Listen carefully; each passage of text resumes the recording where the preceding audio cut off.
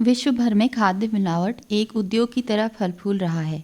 पूरे विश्व के कुल व्यापार का लगभग 10% व्यापार मिलावटी वस्तुओं का किया जा रहा है। हमारे देश में यह आंकड़ा 30% से अधिक का है, जो दिनों दिन बढ़ता ही जा रहा है। भारतीय खाद्य सुरक्षा एवं मानक प्राधिकरण के अनुसार भारत में खाद्य मिलावट का स्तर पिछले कुछ वर्षों में लगभग 2 गुना बढ़ा है। वर्ष 2011-12 में खाद्य मिलावट की दर 13% थी, जो कि वर्ष 2016-17 में 23% दर्ज की गई। भोजन जीवन का एक महत्वपूर्ण अंग है। वैज्ञानिक भाषा में कोई भी पदार्थ जो कार्बोहाइड्रेट, पानी, वसा तथा प्रोटीन से निर्मित हो तथा जीवों द्वारा पोषण प्राप्त करने के लिए खाया अथवा पिया जा सके, भोजन कहलाता है। भोजन शरीर की बढ़वार एवं रखरखाव का महत्वपूर्ण कार्य करता है, परंतु वर्तमान परिप्रेक्ष्य में ज़्यादातर खाद्यों में मिलावट पाई जा रही है, जिसके परिणाम स्वरूप बहुत सारे लोग बीमारियों से ग्रसित हो रहे हैं।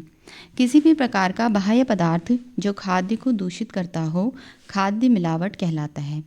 कोई भी पदार्थ जो खाद्य में उपस्थित हो तथा मानव स्वास्थ्य के लिए हानिकारक हो, उसे भी खाद्य मिलावट की श्रेणी में रखा जाता है।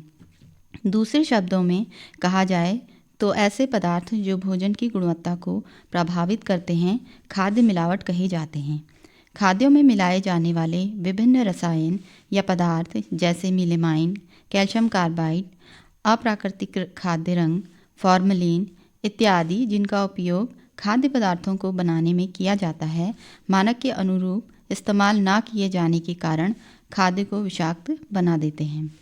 खाद्यों में मिलावट ज़्यादातर अनुचित लाभ कमाने के उद्देश्य से की जाती है। सभी प्रकार के दैनिक उपयोग किए जाने वाले खाद्यों जैसे कि दूध, दूध से बने उत्पाद, सब्जियां, घी, तेल, मसालों, कॉफ़ी, चाय जैसे उत्पादों तक में मिलावट देखी जा रही है। मिलावट कई प्रकार की होती है। इसमें से मिलावट के 2 मुख्य प्रकार देखने को मिलते हैं। पहली है जानबूझकर की जाने वाली मिलावट, दूसरी है दुर्घटनावश हुई मिलावट। जानबूझकर की जाने वाली मिलावट में व्यवसायियों द्वारा अधिक लाभ कमाने के उद्देश्य से खाद्य पदार्थों में पत्थर के टुकड़े, रेत, कीचड़, चॉक पाउडर, पानी, मिनरल तेल तथा खतरनाक रंगों की मिलावट की जाती है। दुर्घटनावश हुई मिलावट में जैसे कि खाद्य पदार्थों में कीटनाशक के अंश, पानी से लेड, भंडारण के दौरान चूहों का मल तथा कीटों के अंडे या ट्रांसपोर्टेशन के दौरान सावधानी न बरतने के कारण खाद्यों में मिलावट हो जाती है। इनके द्वारा पड़ने वाले प्रभावों के आधार पर भी मिलावट को वर्गीकृत किया गया है। भोजन में विषाक्त तत्व अनुमोदित सीमा से अधिक हो जाए तो यह स्वास्थ्य के लिए हानिकारक होता है तथा खाद्य मिलावट की श्रेणी में आता है।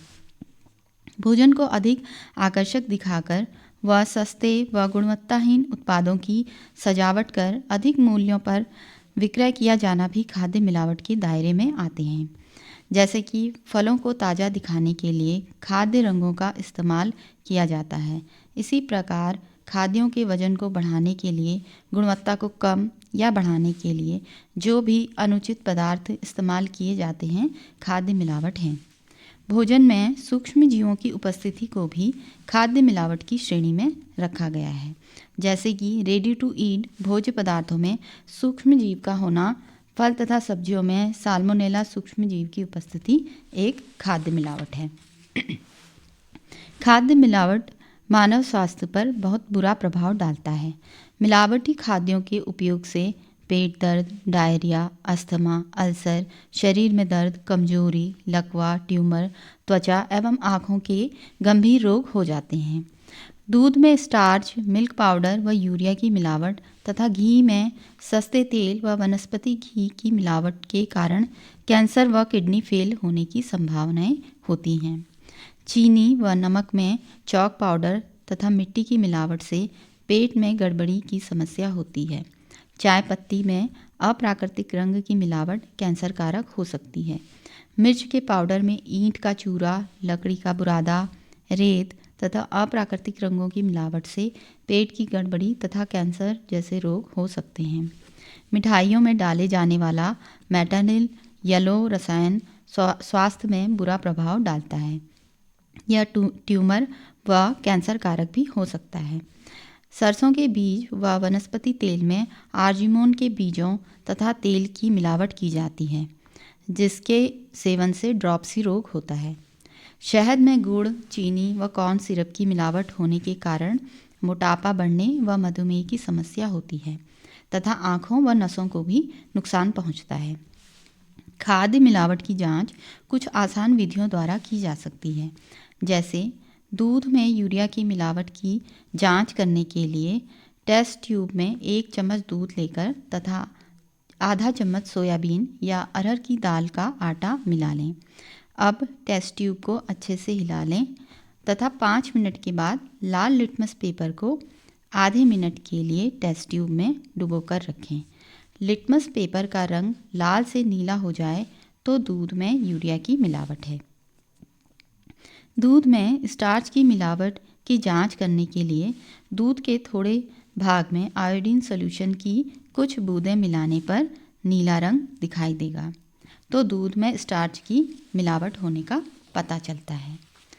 दूध में डिटर्जेंट की मिलावट की पहचान के लिए एक टेस्ट ट्यूब में 5 या 10 मिलीलीटर दूध लेकर बराबर मात्रा में पानी मिलाकर हिलाने से यदि झाग बनता है तो दूध में डिटर्जेंट मिला है।